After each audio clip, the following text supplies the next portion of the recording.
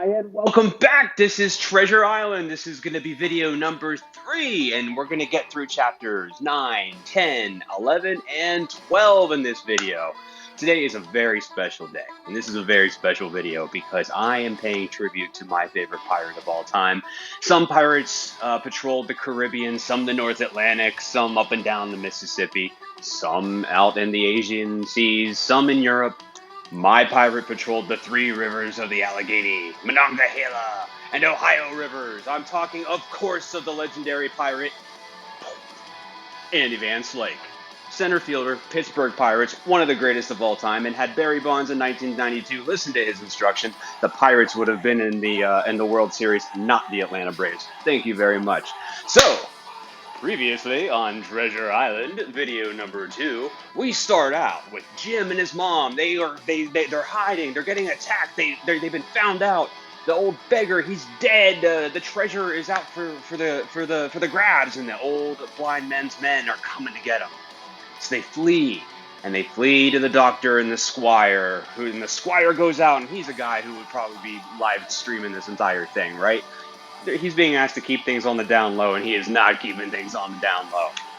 But he builds a crew, right? And he gets swindled, we think, possibly, but taken in by this guy named Long John Silver. So Long John Silver, he's a nice guy, right? He's reputable around town. He convinces the squire, listen, these guys that you already hired, forget that. What you need are my guys. And so everybody loves him. So it's the squire, it's Long John Silver, it's the doctor, it's Jim, and they are about to go on a voyage. I can't wait. Yeah, let's do this. So without further ado, ladies and gentlemen, we will begin with Chapter 9, Powder and Arms.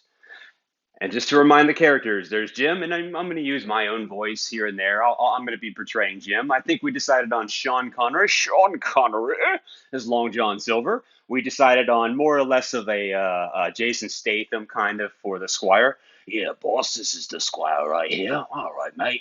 All right, Jason Statham kind of thing. Crash was on the other day, so I've got that running through my head. And for the doctor, just a very aristocratic person. I just have no need for you, busybody. And of course, there's Jim's mother there. We don't know what she's doing, man. She's hanging back at the Admiral Benbow, keeping things on lockdown, while Jim's out having some pirate adventures. So let's you and me get into some pirate adventures. And my dog here, Yellow, is laying down. Maybe he'll poke up and make an appearance. No promises, but he's there. He's hanging out. He wants to be a part of story time, too. Let's get into it. Chapter 9, Powder and Arms. The Hispaniola lay some way out, and we went under the figureheads round the sterns of many other ships, and their cables sometimes grated underneath our keel, and sometimes they swung above us. At last, however, we got alongside, and were met and saluted as we stepped aboard by the mate, Mr. Arrow, a brown old sailor with earrings in his ears and a squint. He and the squire were very thick and friendly, but I soon observed that things were not the same between Mr. Trelawney and the captain. This last was a sharp-looking man who seemed angry with everything on board, and was soon to tell us why, for we had hardly got down into the cabin when a sailor followed us. "Captain Smollett, sir, axing to speak with you," said he. "I am always at the captain's order." "Show him in," said the squire. Oh, that was the squire. That's Jason Statham. Let's reread that. "I'm always at the captain's order. Show him in," said the squire. Oh, so we need a good voice for the captain as well. The captain. I'm gonna have to think of this one on the spot. It might be something completely stupid and oh, I know it. The Macho Man Randy Savage will be the captain. So, back to the story. "I'm always at the captain's order. Show him in," said the squire. The captain, who was close behind his messenger, entered at once, shut the door. "Well, Captain Smollett, what do you have to say? All's well, I hope. Oh, yeah, all ship shape and seaworthy." "Well, sir," said the captain, "better speak plain, I believe, even at the risk of offence. I don't like this cruise. I don't like the men, and I don't like my officer." Oh, that was the captain. I've already given up on my voices. "Well, sir," said the captain, "better speak plain, I believe. Oh, yeah, even at the risk of offence, I don't like this cruise. I don't like the men. I don't like my officer. Oh, yeah, that's short and sweet." "Perhaps, sir, you don't like the ship?" inquired the squire, very angry, as I could see. "I can't speak to that, sir, not having seen of her. No, yeah. She seems a clever craft, more I can't say."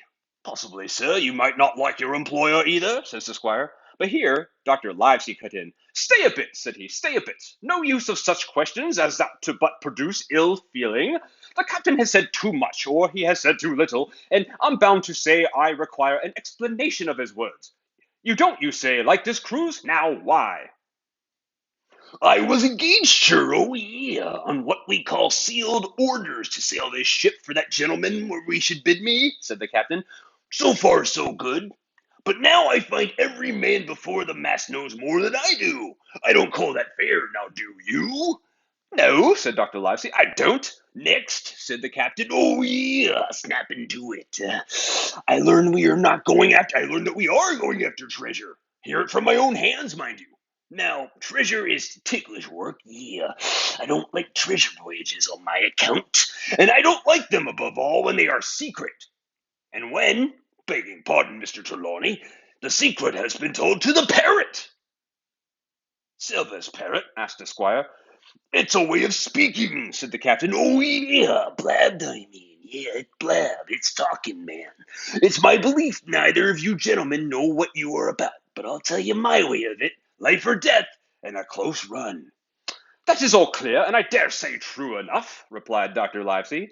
We take the risk, but we are not so ignorant as you believe us. Next, you say you don't like the crew. Are they not good seamen? I don't like them, sir, returned Captain Smollett. Oh, we should have named him Captain Juicy Smollett. That's okay. He's already the Macho Man. And I like to think that I should have had the choosing of my own hands, if you go for that. Perhaps you should, replied the doctor. My friend should perhaps have taken you along with him, but the slight, if there was one, was unintentional. And you don't like Mr. Arrow? I don't, sir, no, Macho Man, no.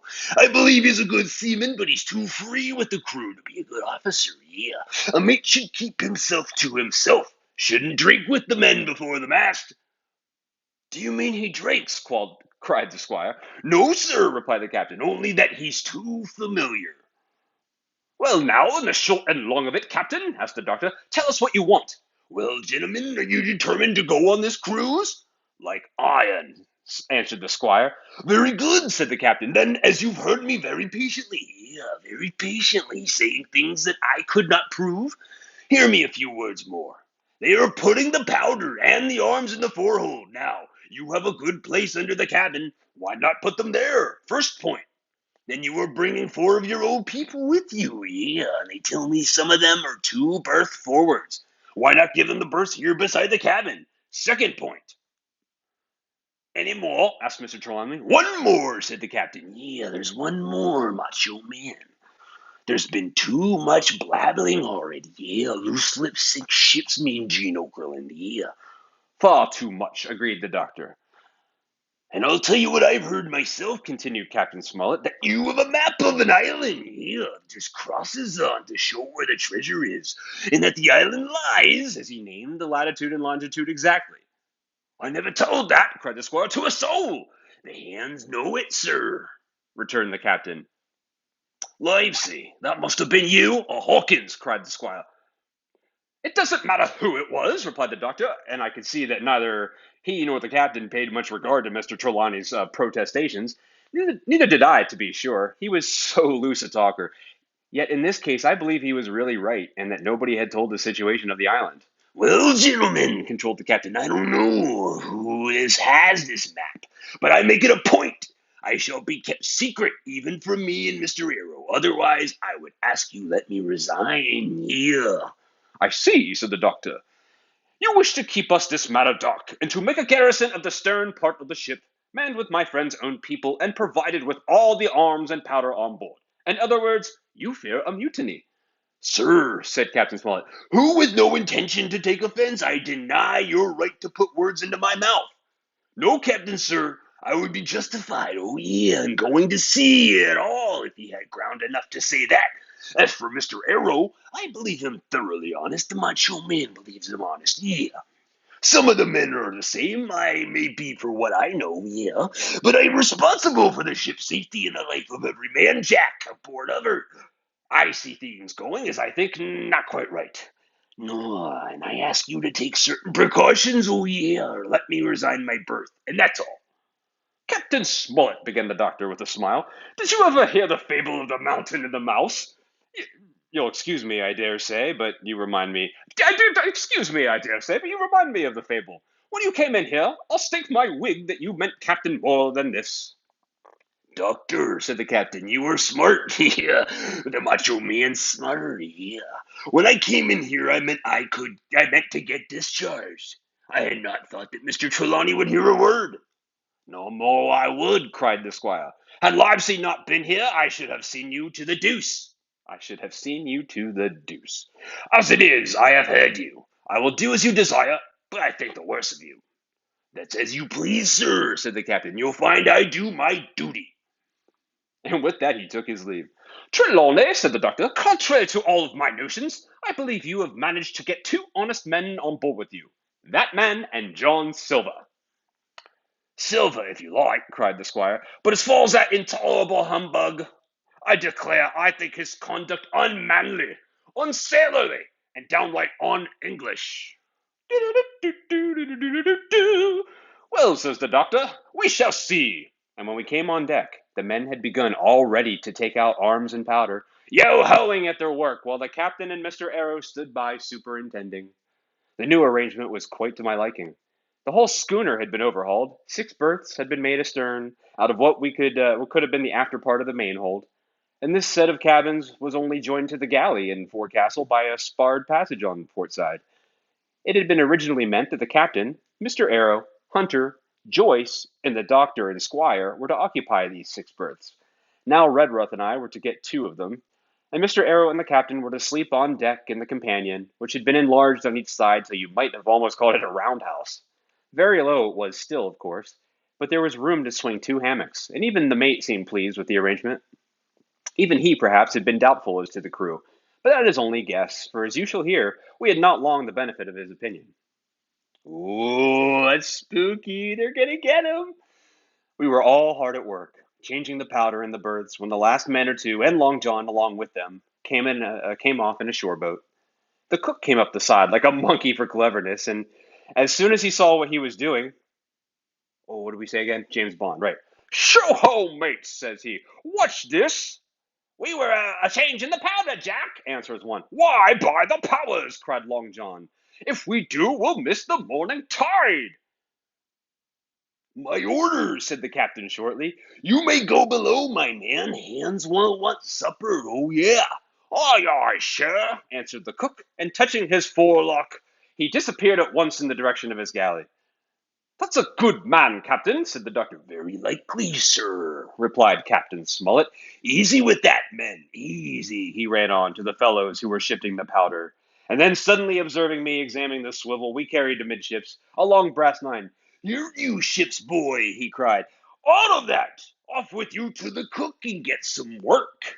And then, as I was hurrying off, I heard him say quite loudly to the doctor, I'll have no favorites on my ship. I assure you, I was quite of the squire's way of thinking, and I hated the captain deeply. Oh, it's on! Eat it, Captain, eat it. Chapter 10. The Voyage.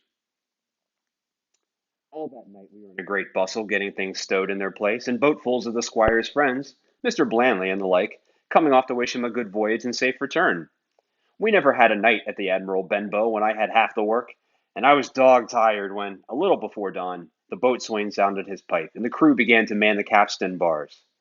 I might have been twice as weary, yet I would not have left the deck. All was so new and interesting to me. The brief commands, the shrill note of the whistle, the men bustling to their places, and the glimmer of the ship's lanterns. Now, barbecue! Tip us a stave! Cried one voice. The old one! Cried another. Aye, aye, mates, said Long John, who was standing by, with his crutch under his arm, and at once broke out in the air in the words I knew so well. 15 men on the dead man's chest, and the whole crew bore, everybody with me, yo, ho, ho, and a bottle of rum, and on the third ho drove the bars before them with a will. Even at that exciting moment, it carried me back at the old Admiral Benbow in a second, and I seemed to hear the voice of the captain piping in the chorus. But soon the anchor was short up, and soon it was hanging dripping at the bows. Soon the sails began to draw, and the land and shipping to flint by on either side, Before I could lie down to snatch an hour of slumber, the Hispaniola had begun her voyage to the island of treasure. I'm not going to relate that voyage in detail. It was fairly prosperous. The ship proved to be a good ship, and crew were capable seamen, and the captain thoroughly understood his business. But before we came the length of Treasure Island, two or three things happened which require to be known. Mr. Arrow, first of all, turned out even worse than the captain had feared. He had no command among the men, and people did what they pleased with him. But that was by no means the worst of it, for after a day or two at sea, he began to appear on deck with hazy eye, red cheeks, stuttering tongue, and other marks of drunkenness. Time after time, he was ordered below in disgrace. Sometimes he fell and cut himself. Sometimes he lay all day long in his little bunk, the one side of the companion. Sometimes for a day or two, he would almost be sober and attend to his work at least passably. In the meantime, we could never make out where he got the drink. That was the ship's mystery. Watch him as we pleased, we could do nothing to solve it. And when we were asked him to his face, he would only laugh if he were drunk, and if he were sober, deny solemnly if he ever tasted anything but water. He was not only useless as an officer and a bad influence amongst the men, but it was plain at this rate he must soon kill himself outright. So nobody was much surprised nor very sorry when one dark night with a head sea he disappeared entirely and was seen no more. "Overboard! Yeah," said the captain. "Well, gentlemen, that saves the trouble of putting him in irons. Yeah." But there we were, without a mate, and it was necessary, of course, to advance one of the men. That boatswain, Job Anderson, was the likeliest man aboard, and though he kept his old title, he served in a way as a mate.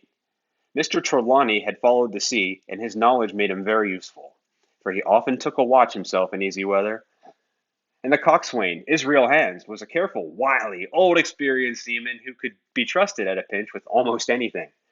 He was a great confidant of Long John Silver, and so the mention of his name leads me to speak of our ship's cook, Barbecue, as the men called him. Aboard ship he carried his crutch by a lanyard round his neck, to have both hands as free as possible. It was something to see him wedge his foot against a foot of the crutch against the bulkhead, and then, propped against it, yielding to every movement of the ship, get on with his cooking like someone safe ashore. Still more strange was it to see him in the heaviest of weather across the deck. He had a line or two rigged up to help him across the widest spaces, Long John's earrings they were called, and he would hand himself from one place to another, now using the crutch, now trailing it alongside by the lanyard, as quickly as another man could walk. Yet some of the men who had sailed with him before expressed their pity to see him so reduced.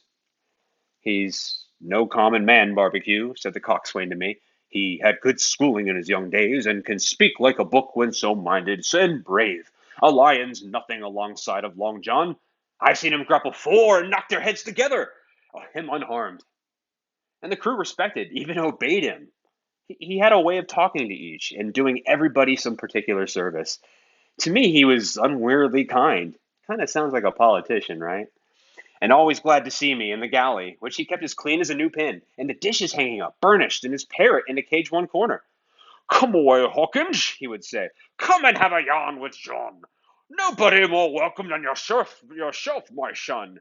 Sit down and hear the news. Here's Captain Flint. I call me parrot Captain Flint after the infamous buccaneer. Here's Captain Flint predicting success or voyage. Was it your captain?" And the parrot would say with great rapidity, "Ah, pieces of eight, pieces of eight, ah, pieces of eight."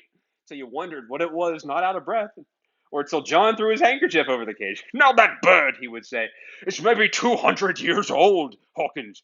They lives forever mostly, and if anybody's seen more wickedness, it must be the devil himself. Ha! She sailed with England, the great Captain England, the pirate. She's been at Madagascar, and Malabar, and Suriname, and Providence, and Portobello. She was at the fishing up at the wrecked pirate ships. It's there she learnt pieces of eight, and in the little wonder, 350,000 of 'em, Hawkins. She was at the boarding of the Viceroy of the Indians out at Goa, she was, and look at you, and if you look at her, would you, you'd think she was a baby. But you smelt powder, didn't you, Captain?" "Stand by to go about," the parrot would scream. "And she's a Hampton craft, she is," the cook would say, and give her sugar from his pocket. And then the bird would peck here, and the bars swear straight on, passing belief for wickedness. There, John would add, you can't touch pitch and not be mucked, lad. Here's this poor innocent bird of mine swearing blue fire, and none the wiser you may lay to that. She may swear the shame, in a matter of speaking, before chaplain. And John would touch his forelock with the solemn way he had, and that made me think he was the best of men. In the meantime, the squire and Captain Smollett, Juicy Smollett, were still on pretty distant terms with one another. Oh, they don't like each other. The squire made no bones about the matter. He despised the captain. The captain, on his part, never spoke but when he was spoken to. Good chap. And then sharp and short and dry, not a word wasted. He owned, when driven into a corner, that he seemed to have been wrong about the crew. Good for man, good for him. That some of them were as brisk as he wanted to see, and that all had behaved fairly well. As for the ship, he had taken a downright fancy to her. Captain, all right. Shall I a point nearer the wind than a man has a right to expect of his own married wife, sir? But, he would add, all I see is we're not home again, and I don't like the cruise. The squire at this would turn away and march up and down the deck, a chin in the air. A trifle more of that, man, he would say, and I shall explode. We had some heavy weather, which only proved the qualities of the Hispaniola. Every man on board seemed well content, and they must have been hard to please if they had been otherwise. For it was my belief that there was never a ship's company so spoilt since Noah put to sea. Double grog was going on the least excuse. There was duff on odd days, as, for instance, if the squire heard it was any man's birthday, and always a barrel of apples standing broached in at the waist for anyone to help himself that had a fancy. Never knew good have come of it yet, the captain said to Dr. Livesey. Spoil forecastle hands make devil, that's my belief. I think the common expression is the devil, idle hands are the devil's playthings, or something, whatever. Keep busy, basically. But good did come of the apple barrel, as you shall hear, for if it had not been for it, we would have no note of warning, and might have all perished by the hand of treachery. This was how it all went down. We had run up the trades to get wind of the island we were after. I am not allowed to be more plain, and now we were running down for it with a bright lookout day and night. It was about the last day of our outward voyage. By the largest computation, sometime that night, or latest before noon of the morrow, we should be in sight of Treasure Island. We were heading south by southwest and had a steady breeze, abeam, and a quiet sea. The Hispaniola rolled steadily, dipping her bowsprit now with a whiff of spray, always drawing aloft and aloft. Everyone was in the bravest spirits because we were so close to the end of the first part of our adventure. Just now after sundown, when all my works was over and I was on my way to my berth, it occurred to me that I should run like an apple. Let's have an apple. Let's kick back with an apple. I ran on deck. The watch was all forwards, looking out for the island. The man at the helm was watching the luff of the sail and whistling away gently to himself, and that was the only sound excepting the swish of the sea against the bows and around the sides of the ship. In I got boldly into the apple barrel and found there was scarce an apple left, but sitting down there in the dark, with the sound of waters and rocking the movement of the ship, I'd either fallen asleep or was on the point of doing so, when a heavy man sat down, with a clash close by. Boom!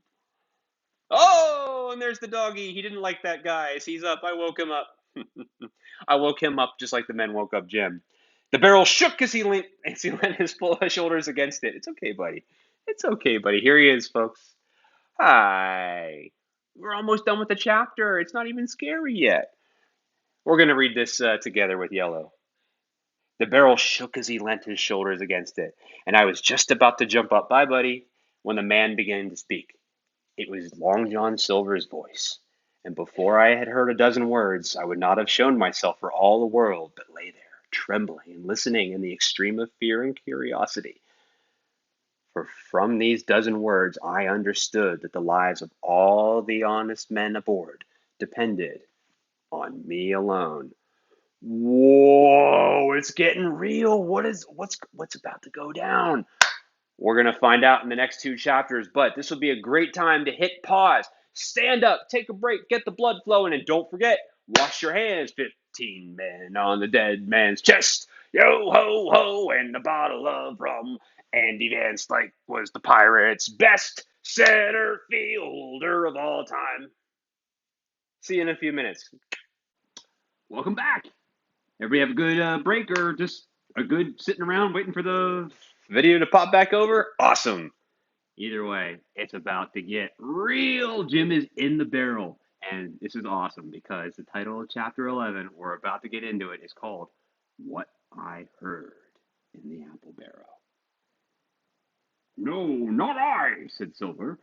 Flint was captain. I was quartermaster, along of my timber leg. The same broadside I lost my leg, old Pew lost his deadlights. It was a master surgeon, Him that amputated me.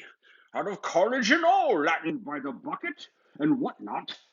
But he was hanged like a dog, and sun-dried like the rest, At Corso Castle, that was Robert's. man that was, and comed of changing names to the ships, Royal Fortune, and so on. Now what a ship that was christened, so let her stay, I Says, So it was with the Cassandra. as brought us all safe as home from Malabar, after England took the Viceroy of the Indies, so it was with the old Walrus, Flint's old ship, As I've seen a muck with the red blood and fit to sink with gold. Come here, buddy. He's back. He might be. He's thinking about it. Come on. it's okay. Aw, come here. It's okay. Now, okay, he's not coming back. Ah, cried another voice. That of the youngest hand on board, and evidently full of admiration. He was the flower of the flock, was Flint. Davis was a man, too, by all accounts, said Silver, I never sailed along of him, first with England, then with Flint. that's my story, and now here on my own account, in a manner of speaking. I laid by 900 safe from England and 2,000 after Flint. That ain't bad for a man before the mast, all safe in the bank. 'Tain't earning now, it's saving, does it? You may lay to that. Where's all England's men now? I don't know. Where's Flint's? Why, most of 'em aboard here. And glad to have the duff. Been begging before that, some of 'em. Old Pew, As he had lost his sight, and might have thought shame, spends £1,200 in a year, like a lord in Parliament. Where is he now? Well, he's dead now and under hatches, but for 2 year before that, shiver me timbers! Arr! The man was starving. He's begged. And he stole and he cut throats, and he starved at that by the powers. Well, it ain't much use after all, said the young seaman. 'Tain't much use for fools, you may lay to it. That or nothing, cried Silver. But now you look here. You're young, you are, but you're as smart as paint. I see that when I set my eyes on you, and I'll talk to you like a man. You may imagine how I felt when I heard this abominable old rogue addressing another in the same words of flattery as he used on me. I think if I had been able, I would have killed him, right through the barrel. That is harsh. Jim must have killed the guy because he also liked somebody else. Yeah! Meanwhile, he ran on, little supposing he was overheard. Here it is about gentlemen of fortune. They live lives rough, and they risk swinging by they eat and drink like fighting cocks. And when the cruise is done, why, it's hundreds of pounds instead of hundreds of farthings in the pockets. Now the most goes for rum and a good Fling, and to sea again in the shirt. but that's not the course I lay. I puts it All the way, some here, some there, and none too much anywheres by reason of suspicion. I'm 50, mark you. once back from this cruise, I shut up gentlemen in earnest. Time enough too, says you. Ah, but I've lived easy. Easy in the meantime, never denied myself a nothing my heart desires, and slept soft and ate dainty in all my days. But when it's Sea. And how did I begin? Before the mast, like you. Well, said the other, but all the other money's gone now, ain't it? you won't show face in Bristol after this. Why, where might you suppose it was? Asked Silver derisively. At Bristol, and banks and places, answered his companion. It were, said the cook. It were when we weighed Anchor. But my old missus has it all by now, and the spyglass is sold, Lease and goodwill and rigging. and the old girl's off to meet me. I would tell you well, for I trust you, but it'd make jealousy among the mates. And you trust your missus? Asked the other.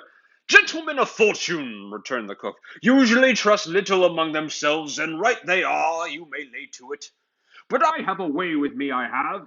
When a mate brings a slip on his table, one knows me, I mean, I won't be in the same world with old John. There was some of that was feared of few, and some was feared of Flint. But Flint his own self was feared of me. Feared he was, and proud. He was roughest crew about, was Flint.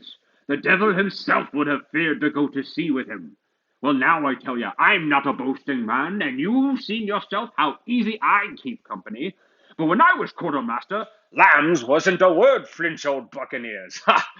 you may be sure yourself in old John's ship. Well, I tell you now, I didn't half a quarter like the job till I talked this with you now, John. But there's my hand on it now.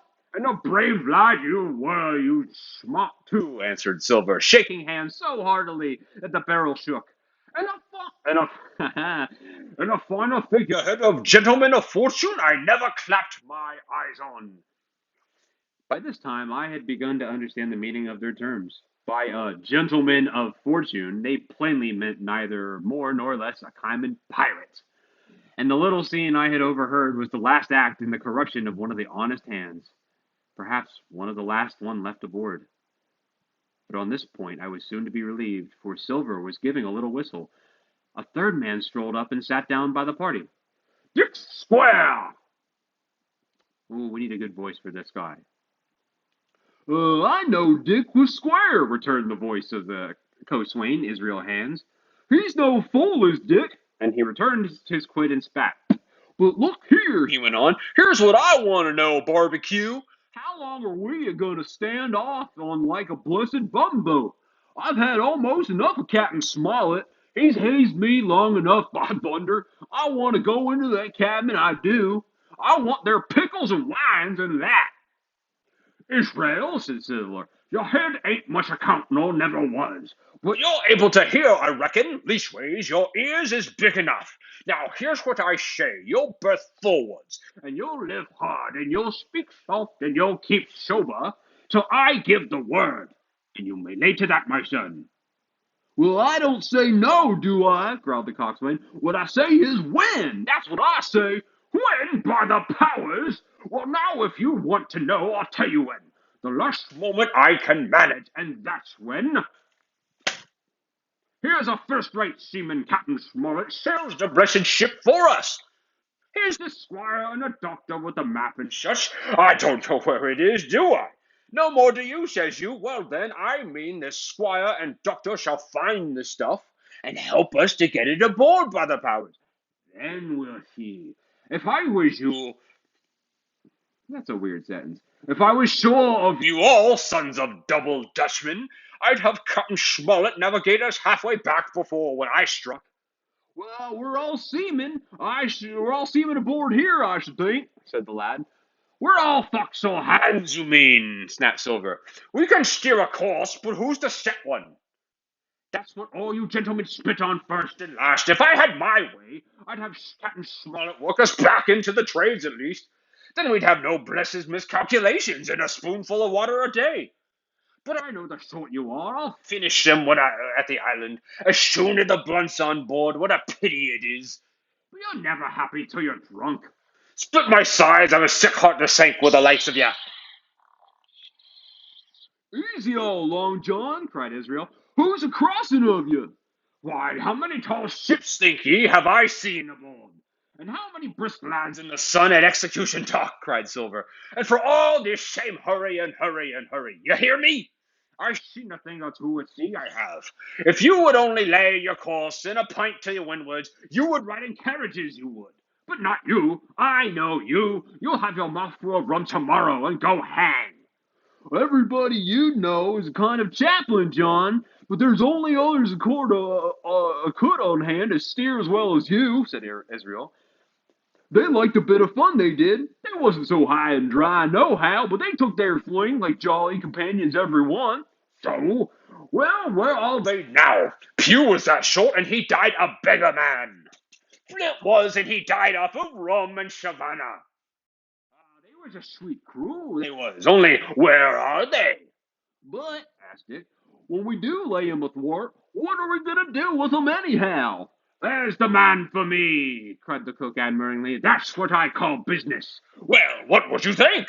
Put 'em ashore like maroons? That would have been England's way. Or cut 'em down like that much pork? That would have been Flint's or Billy Bones's. Billy was the man for that, said Israel. Dead man don't bite.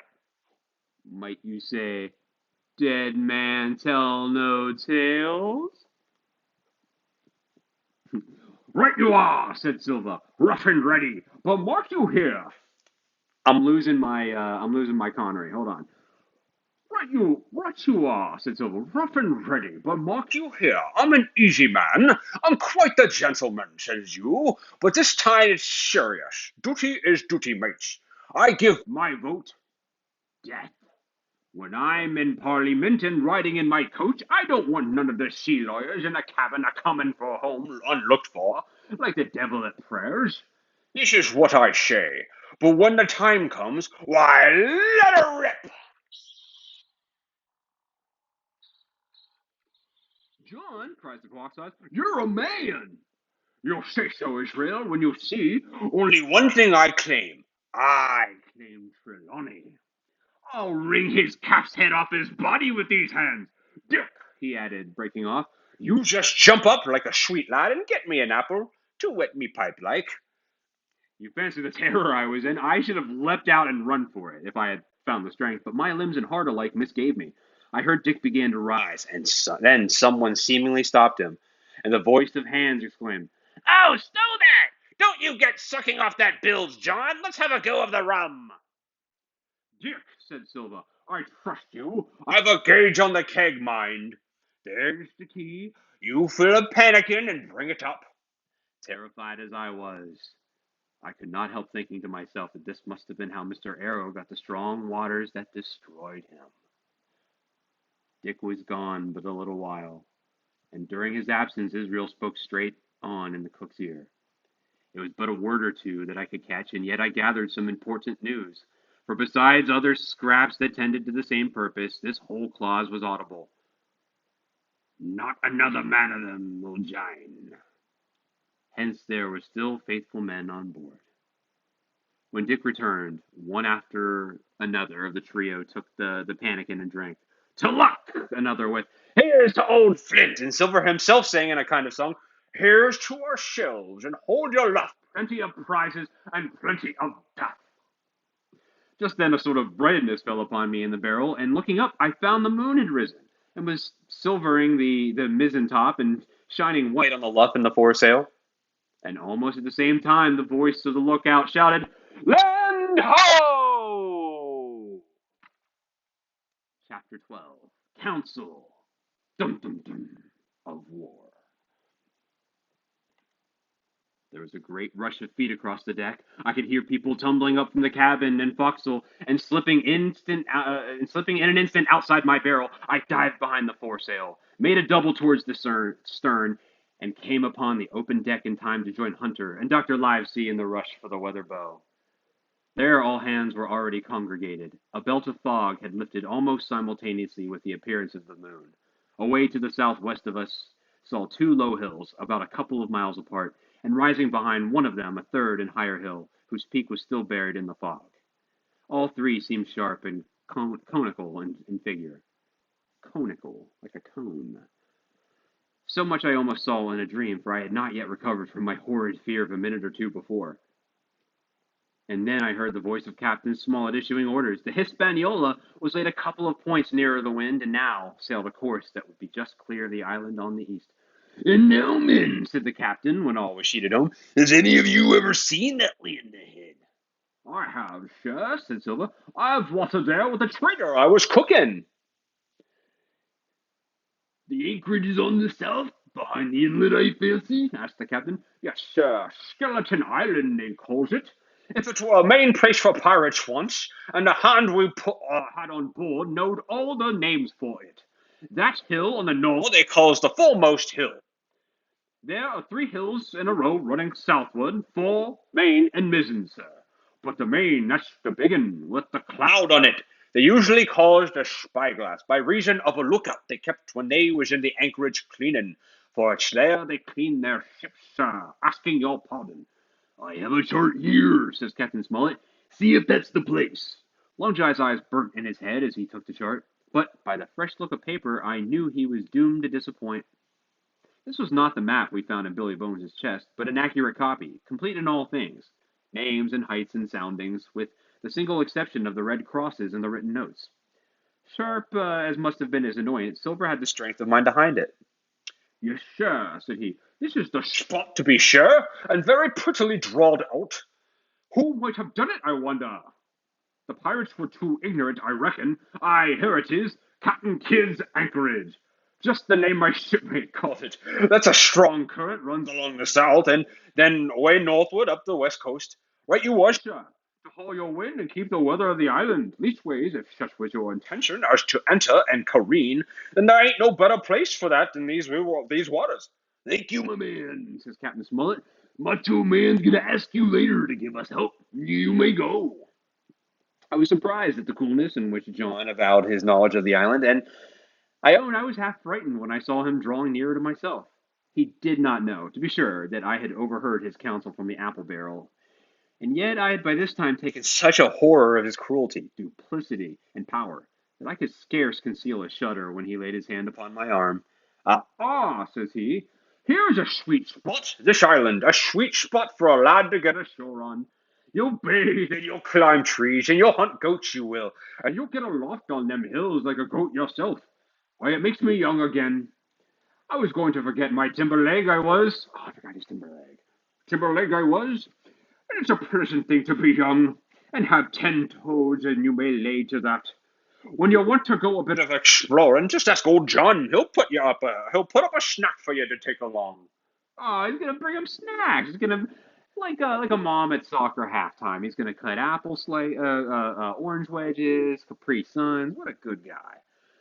And clapping me in the friendliest way upon the shoulder, he hobbled off forwards and went below. I'm gonna hobble below. Captain Juicy Smollett, the squire, and Dr. Livesey were talking together on the quarterdeck, and anxious as I was to tell them my story, I durst not interrupt them openly. While I was still casting about in my thoughts to find some probable excuse, Dr. Livesey called me to his side. He had left his pipe below, and being a slave to tobacco, and meant that I should fetch it. But as soon as I was near enough to speak and not be overheard, I broke out immediately. Doctor, let me speak. Get the captain and squire down to the cabin, and make some pretense to send for me. I have terrible news. The doctor changed countenance a little, but the next moment he was a master of himself. Thank you, Jim, he said quite loudly. That was all I wanted to know, as if he had asked me a question. And with that he turned on his heel and rejoined the other 2. They spoke together for a little, and thought none of them had started or raised his voice or so much as whistled. It was plain enough that Dr. Livesey had communicated my request, for the next thing that I heard was the captain giving an order to Job Anderson, and all hands were piped on deck. My lad, said Captain Smollett, I have a word to say to you. This land that we have sighted is the place we have been sailing for. Mr. Trelawney, being a very open-handed gentleman, he, as we all know, has just asked me a word or two. And as I was able to tell him that every man on board had done his duty, alow and aloft, as I had never asked to see it done better, why, he and I, oh yeah, and I, the doctor, are gonna go below cabin to drink your health and luck. And you'll have grog served up for you to drink our health and luck. Yeah, Macho Man's gonna tell you, me and Gene Okerlund, what I think of this. I think it handsome, yeah. And I think as I do, you'll give a good sea cheer for the gentleman that does it. The cheer followed, that it was a matter of course, but it rang out so full and hearty that I confess I could hardly believe these same men were plotting for our blood. One more cheer for Captain Smollett, cried Long John when the first hand had subsided. And this also was given with a will. On top of that, the 3 gentlemen went below, and not long after, word was sent forwards that Jim Hawkins was wanted in the cabin. I found them all three seated round the table, a bottle of Spanish wine and some raisins before them, and the doctor smoking away with his wig on his lap, and that I knew was a sign he was agitated. The stern window was open, for it was a warm night, and you could see the moon shining behind on the ship's wake. "Now, Hawkins," said the squire, "you have something to say. Speak up." I did as I was bid, and as short as I could make it, told the whole details of Silver's conversation. Nobody interrupted me till I was done, nor did any one of the three men make so much as a movement, but they kept their eyes open on my face, from first to last. "Jim," said Dr. Livesey, "take a seat." And they made me sit down at the table beside them. They poured me out a glass of wine, they filled my hands with raisins, and all three, one after another, and each with a bow, drank my good health, their service, and their service to me in luck and courage. "Now, Captain," said the squire, "you were right, and I was wrong. I owe myself an ass, and I await your orders." Oh, wow, he's owning up to it. He's admitting he's wrong, and he's like, "I'm with you, buddy." "No more an ass than I, sir," returned the captain. "I never heard of a crew that meant to mutiny, but what showed signs before, for any man that had an eye in his head to see the mischief and take steps accordingly. But this crew beats me." "Captain," said the doctor, "with your permission, that's Silver, a very remarkable man." "He'd look remarkably well from a yardarm, sir." A yardarm is something they're going to hang him from. You ever play hangman with a thing? That's basically a yardarm-ish, but naval. At sea, whatever. They're going to hang the guy. "He'd look remarkably well from a yardarm, sir," returned the captain. "But this is talk. This don't lead to anything. No, I see 3 or 4 points, and with Mr. Trelawney's permission, I'll name them." "You, sir, are the captain. It is for you to speak," says Mr. Trelawney. "First point," began Mr. Smollett. "We must go on, because we can't turn back. If I give word to go about, then we'll rise at once. Second point, we have time before us, at least until this treasure's found. Third point, your faithful hands, yeah. Now, sir, it's got to come to blows sooner or later. Yeah, the macho man's ready for blows, yeah. And what I propose is to take some time by the forelock, as the saying is, yeah, and come to blows some fine day when they least expect it, yeah. We can count, I take it, on your own home servants, Mr. Trelawney." "As upon myself," declared the squire. "3, reckoned the captain. "Ourselves make 7. Counting Hawkins here, now, about the honest hands?" "Most likely Trelawney's own men," said the doctor, "those he had picked up for himself before he lit on Silver." "Nay," replied the squire, "hands was of mine." "I did think I could have trusted hands," added the captain. "And to think they're all Englishmen!" "Sir, I could find it in my heart to blow the ship up." "Well, gentlemen, the best I can say is not much. We must lay to, if you please, and keep a bright lookout. It's trying on a man, I know, but it would be pleasanter to come to blows. Yeah. If there's no help for it, we know our men. Lay to and whistle for a wind. That's my view." "Jim here," said the doctor, "can help us more than anyone. The men are not shy with him, and Jim is a notching lad." "Hawkins, I put prodigious faith in you," added the squire. I began to feel pretty desperate at this, for I felt altogether helpless. And yet, by an odd train of circumstances, it was indeed through me that safety came. In the meantime, talk as we pleased, there were only 7 out of the 26 men, 7 out of 26, whom we knew we could rely. And out of these 7, 1 was a boy, so that the grown men of our side were 6 to their 19. We're going to stop there today. Wow, it is getting real, folks. Jim is at the right place on the right time. Long John Silver is not what he makes himself out to be. It is not good, as it turns out, to have $4.99 unlimited shrimp and seafood basket. What's going to happen? There's a mutiny happening. Oh, man. And the greatest thing, now, would this happen in modern times, would the squire and the captain be able to put their egos aside in the year 2020 and get along with each other for the good of the mission? I mean, you want to think so, but who knows? But they did it, and so they're all in this together. They know a mutiny's coming. They're gonna go to the island. There could be buried treasure. I can't wait to see the next video. How about you? As always, thank you all so much. I appreciate it. Keep reading along with me. We'll see you next time.